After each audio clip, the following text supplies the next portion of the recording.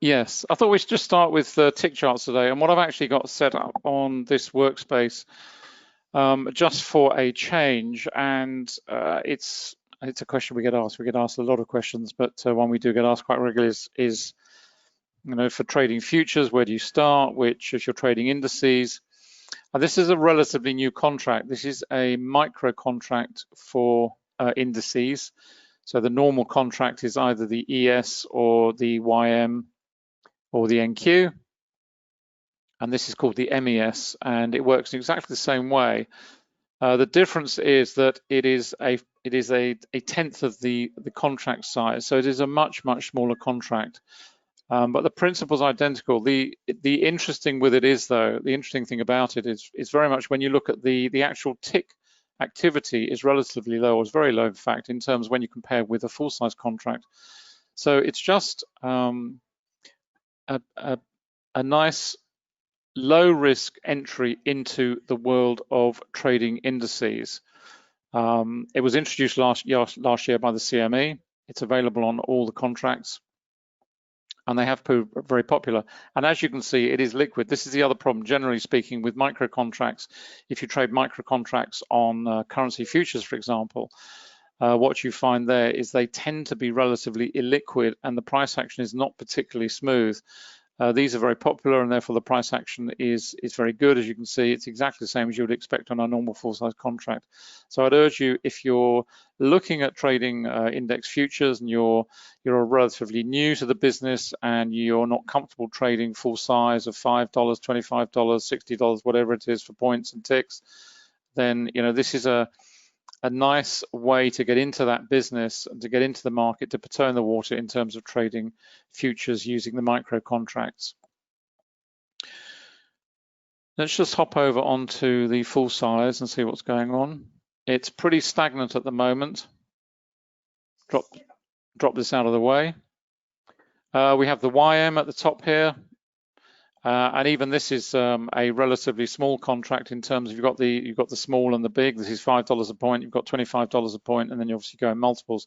This is the NQ, and this is the ES over on the right-hand side. Put that back in there. And this is where we are. It's pretty narrow price action, whichever one you care to look at. Full size on the daily contract. Pop that up. This is what we're trading in right now. And when you look at the relationship between volume and price on the preceding days, it's no great surprise. Several reasons, in fact. First of all, we had the volatility trigger on the daily, which is unusual, but it occurs. And sometimes even we get them on the weekly. So when you see them on the daily, it is an unusual event, and it's one that should set the alarm bells ringing, because the expectation is, at the very least, some congestion and possibly a reversal.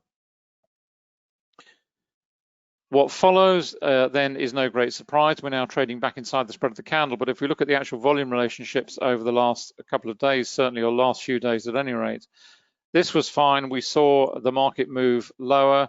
In fact, it opened gapped up from memory, gap down rather from memory. And as I said at the time in the trading room, gaps get filled. It's a common ploy by the market makers and insiders who would like to trap you. In a way, it's similar to a volatility trap. This trap is simply based on the expectation of a gap being created, and therefore traders jumping in on the expectation of a move, a continuation of that move, and the price action consequently reverses and traps you. And as we say, the old saying is gaps get filled, and it's a trap that you will often see coming out of the weekend. So the markets reopen, and there are gaps all over the place. Now, clearly, you see this in futures, in cash markets. You see it in stocks, not so much in forex. So it's always something to be aware of. As I say, it is a trap. The market fell. A lot of volume came in, lots of buying under that candle, nice deep wick to the underside, and it closed, as you can see, the gap being filled, and we closed back considerably higher than the gap down open on excellent volume. The following day, we then had a anomaly, clear anomaly, because we've got increased volume, not by much, You could argue it's the same, but effectively it's slightly more. But in terms of the price action, it's narrow. So you've got a ton of volume going into a relatively confined space, in other words, narrow price spread. You've also got a wick to the upper body, so it's hardly a sign of strength. There is a decent amount of selling in here, certainly reflected off this candle here, into this candle here. So you've got selling, you've got a compression of price, you've got selling pressure into a weak market, a market that is still extremely nervous, fragile for whatever reason, 26 different reasons, but take your pick. So that's the analysis from a technical perspective, and that's where you look at the volume, the price action. You look at previous volume and price action. You can compare it with others. You look back over the chart. You maybe look at some of these other price spreads here. You're looking at this one. You think, well, okay, let's try and go and find one that's got a similar price spread, for example. Not too many around, but I mean, you could look at this one, for example, and say, well, that's a little bit less. What was the volume like? It was substantially less. That looks in more or less in agreement. This looks in disagreement. When you look at this one as your benchmark candle, and then perhaps you track along and you look at this one, you think, well, is this reasonable? Yeah, it looks fine. Why? Because the spread is wider, but the volume's higher. So in the context of comparing it with this one, you'd look at that and say, yep, that's fine. Price and volume are in agreement. That looks okay. There's no particular disagreement there. The next candle comes along, narrow spread. Yep, fine. But then the volume's fallen away. So again, it's not an anomaly. It's purely representative of the fact that the price spread is narrow, but the volume has fallen away. If you had high volume on that candle, then clearly it would be anomalous. So that's what you're looking for the whole time: price agreement, price disagreement. So we've got it here pretty clear on the chart. And now we're into these narrow days of indecision and waiting for whatever may come along from the Fed, whatever may come along from a fundamental perspective, whatever may come along from a global pandemic perspective. And it's just the way it is at the moment. And the only way you can read the chart is with volume, because it tells you, what is going on behind the price action. Pretty much the same on the other two indices. This is the YM on the daily. Pretty much the same picture. Probably not quite so much aggressive buying here, but again, weakness here with this up candle. And going back to what Anna was saying earlier on about the relationships, not only the cross-market, inter-market relationships, but also the relationships between markets within themselves that should be behaving in a similar way. And of course, indices is one. You would expect, all things being equal, to see these three indices behave in a similar way.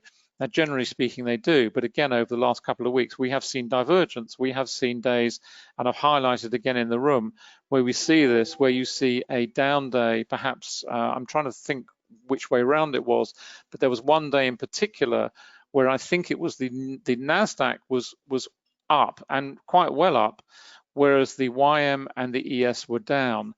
And first of all, what that's telling you is that there is a great deal of uncertainty in the market. You have to ask yourself why it is that that particular index has risen so strongly, and yet the others are not. You've also got to bear in mind that the indices are constructed in very different ways. The YM is a very narrow index, if you will, in terms of market sentiment. It's very limited in terms of very large companies, obviously, but very limited in the spread. Whereas where you move to the ES, where you've got hundreds of different companies, one could argue that that is a much more balanced view if you're looking at it from a purely fundamental perspective. And if you're looking from a technical and trading perspective, what it also often reveals, and this has happened many, many times, it gives you a heads up as to which way you should be trading. Because if you've got one leading and two lagging, the one that's leading has got to be very, very strong to drag the other two up. And the chances are that the one that's leading is actually going to pull back and not continue higher against the weight of two pulling against it, if you will. It's a tug of war where you've got two against one. So always consider related markets in the sense of within the market. Obviously, within the Forex market, you're looking at currency pairs within that sector, if you will, and you're not looking outside in terms of risk and all the rest of it. So you always bear that in mind. So that's where we are at the moment. It's pretty thin. Another question we get is, and perhaps I could ask a rhetorical question here, is when you get into you jump in your car first thing in the morning, you know, what is the first thing you look at? Now, on your instrument panel, and I would suggest the first thing you look at is your petrol tank gauge, because if you haven't got any petrol, you're not going anywhere. So it's the first instrument you check out. You go, you have a look at it. Have I got enough? Yeah, fine, off we go. It's pretty much the same here. The first thing you should look at in the morning or whenever you start trading is the VIX. A lot of traders seem to think that the VIX is only pertinent to you as a trader or more as an investor. If you're looking at buying stocks, you know, long-term buy and hold, that sort of type of investment, you know, where is the VIX? Is it, you know, is it all-time high? Is it down in the, you know, the sub 10, 9, 8 figures? Where is the VIX, and what is it telling me about volatility, and what is it telling me about, you know, the balance of calls and puts? The VIX is an intraday instrument as much as it is a longer term investment tool. It's one and the same. And I can't stress it too strongly that when you sit down and open your trading screens, you should have the VIX up somewhere, because it gives you an instant, it is the premier, the king of the heap index for giving you an instant view of sentiment in the market. It's as simple and clear as that. And if you don't have the VIX up somewhere, then, you know, you really are, it's information that is there. It's freely available. If you don't have it, like, you know, I've got it here on TradingView, but if you don't have it on TradingView, if you don't have it on your system, you can find it over at investing.com. There's a chart there, and just, you know, keep it up somewhere and it'll give you a heads up as to what is going on now. And you can see for yourself what is going on right now. We've got the 1 minute here. Sorry, I think I've got that on the 2 minute. Change that back to the 1 minute. Got that on the 1 minute. That's on 1. Apologies as well. Sorry, I was in the wrong window there. That's on 1. Change that to 2. There we go. So we're on 1, 2. This is the 5. Down onto the 10. Down onto the 20 minute and over onto the daily. And this is where we are. It's again just put that up full size. Get one of these up full size. Make it a bit easier. There we go. Let's change that to the day. There we go. What's curious about it still, and we've highlighted this previously from a longer term perspective, from a daily perspective, and what is like to happen next. The VIX is currently trading at 33.2, and given the rally in indices, which has seen them recover pretty much all the losses and more in some cases, it is curious that the VIX maintains this level of 33, which is very high. It's a level that you would normally associate it with quite a spectacular fall. You'll see the VIX spike to 33 or 40 and then recover. So what we're actually witnessing right now is a VIX that is out of balance with the current market sentiment, in our opinion, at any rate, because all things being equal, this should be down here somewhere at these levels over here of January and February at the start of the year. This is where it was oscillating. It's been there for a long, long time, flipping down into single figures. Almost, it went down to 9 at one point. But in terms of a market that is bullish, where risk-on sentiment is very much in the ascendancy, this is where you expect to see the VIX.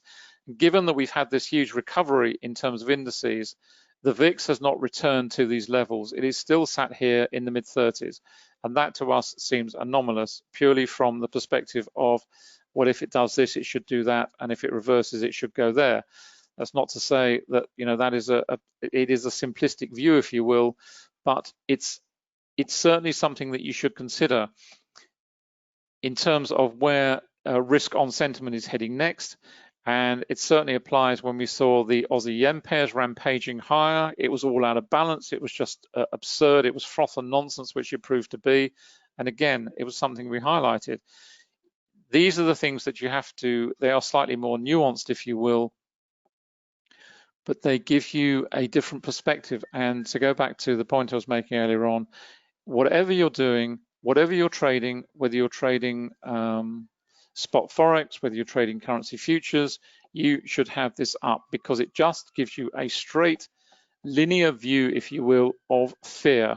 Risk on, risk off, because this gives you the balance of weight of calls and puts, and it just tells you what the market is doing. And what it's telling you loud and clear right now is this market's not going anywhere in terms of risk, because it rallies and it falls, and it's rallying and it's falling, and it's just got no momentum right now. Just going to pause there for a moment. I'm just going to move to another workspace. Bear with me a moment.